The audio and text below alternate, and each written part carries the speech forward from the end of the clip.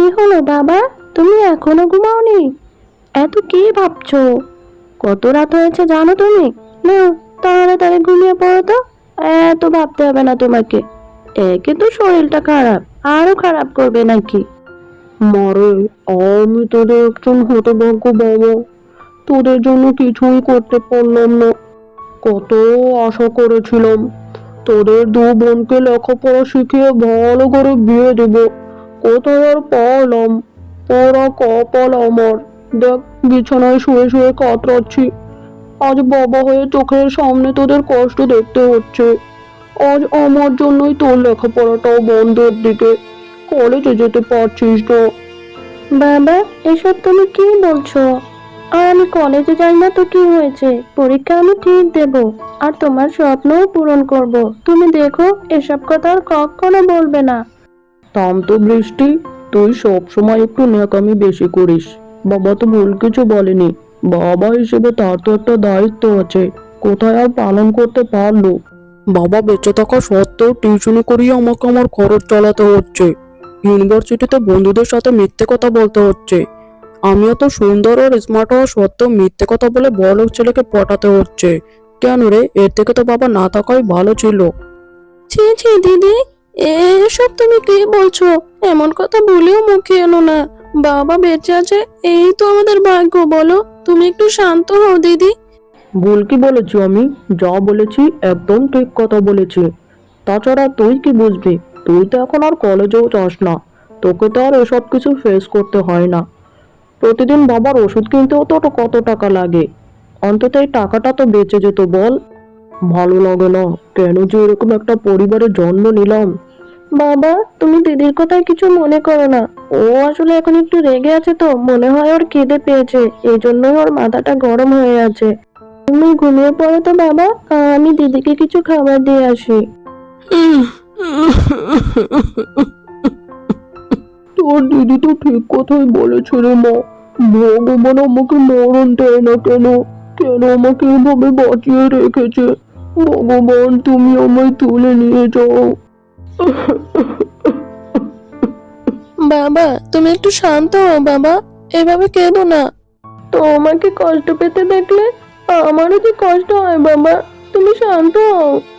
দিদি আসলে একটু ছেলে মানুষ, তুমি জানোই তো ওরকম। আচ্ছা বেশ, আমি তোমার মাথায় হাত বুলিয়ে দিচ্ছি, তুমি ঘুমিয়ে পড়ো দেখি।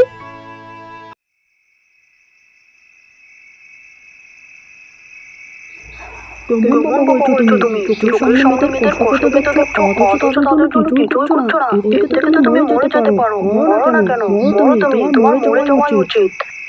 ও ভগবান, বিধি, বৃষ্টি, মা আমার, তোরা তোদের হতভাগ্য বাবাকে ক্ষমা করে দিস মা। তোদের জন্য কিছুই করতে পারলাম না। তবে একটা আফসোস, শেষবারের মতো তোদের মুখটাও দেখতে পারলাম না। আমায় ক্ষমা করে দিস মা, ক্ষমা করে দিস। আহ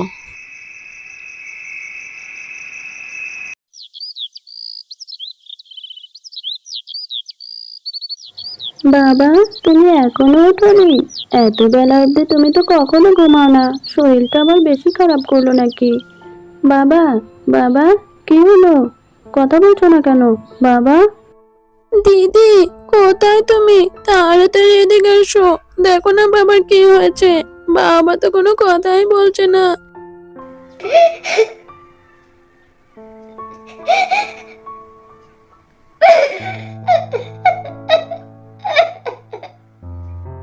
বাবা, তুমি এভাবে আমাদের একলা করে দিয়ে চলে যেতে পারো না বাবা। ওঠো তুমি, কথা বলো আমার সাথে। আমার ভীষণ কষ্ট হচ্ছে বাবা। কাঁদছিস কেন? কি হয়েছে? শান্ত হ, এভাবে কাঁদিস না। আমি দেখছি কি হয়েছে। বাবা, কথা বলো, কি হয়েছে তোমার? ওঠো। বৃষ্টি, বাবা আর আমাদের মাঝে নেই।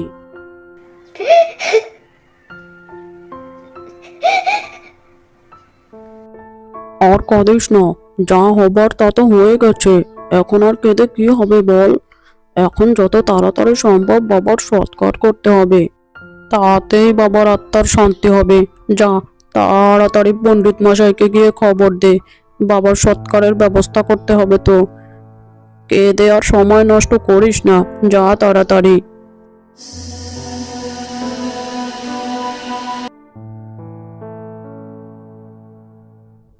কিরে, এখনো ঘুমাসনি দেখছি।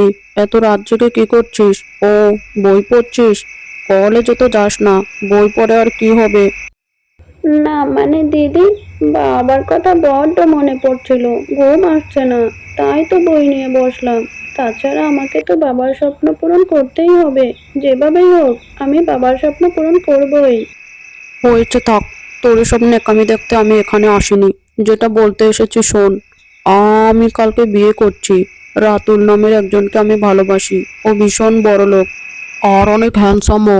শোন, এইসব ধান্দা বাদ দিয়ে দেখ কাউকে পটাতে পারিস কিনা।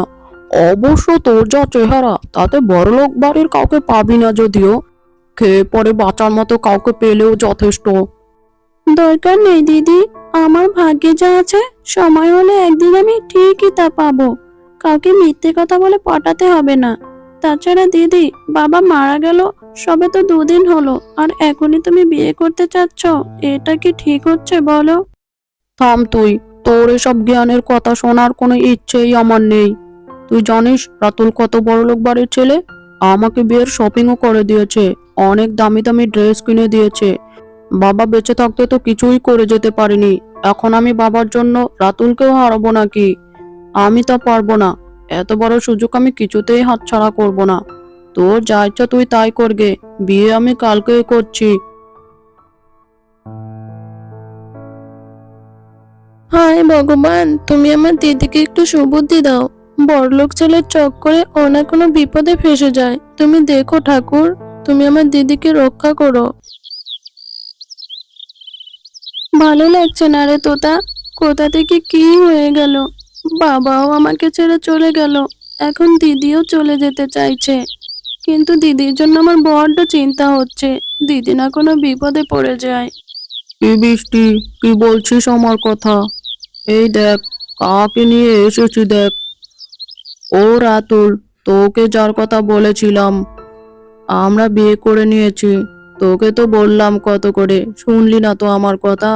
এবার দেখ আমি কত সুখে সংসার করি, আর তুই এখানে ভাঙা গড়ে পড়ে থাক। শোন, যদি তোর কখনো কোনো খাবারের দরকার পড়ে আমাদের বাসায় আসিস। ওই বাড়িতে অনেক ঝি চাকর আছে, না হয় কাজ করেই খেলি।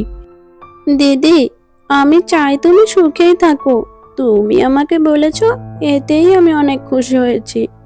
কিন্তু দিদি, তুমি আমাকে আশীর্বাদ করো, আমি যেন বাবার স্বপ্ন পূরণ করতে পারি। কোনো ঝি চাকর নয়, মানুষের মতো মানুষ হয়ে আমি যেন তোমাদের মুখ উজ্জ্বল করে তোমার সামনে দাঁড়াতে পারি। এই আশীর্বাদই করো শুধু, আর কিছু চাই না আমার। হয়েছে বাপু, থাক থাক। তোকে আর এত লেকচার দিতে হবে না। পেটে ভাত না পড়লে এমনিতেই সুর সুর করে আসবি।